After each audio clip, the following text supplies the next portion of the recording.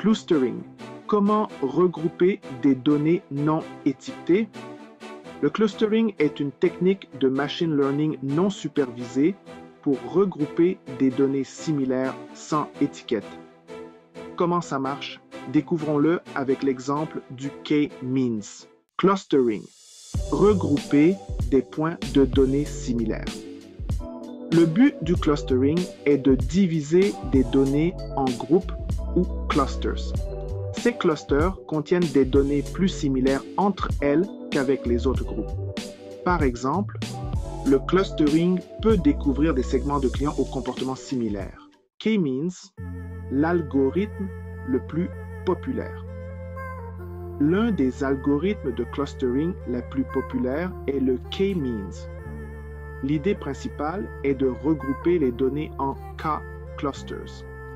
L'algorithme commence par choisir des points centraux aléatoires, puis il assigne chaque point de données au centre le plus proche.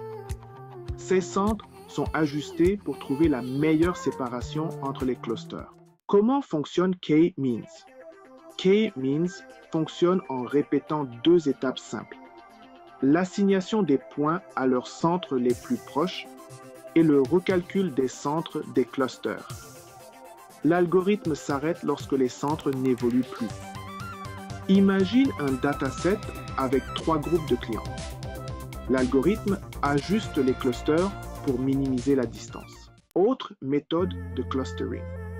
En plus de K-means, il existe d'autres algorithmes de clustering, comme DBSCAN, qui est plus robuste pour les données bruitées, ou l'algorithme hiérarchique formant une structure en arbre.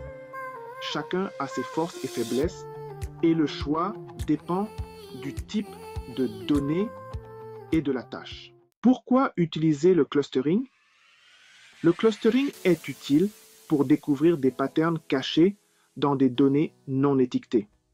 Il est utilisé en marketing pour segmenter les clients, en biologie pour regrouper des espèces similaires et plus encore.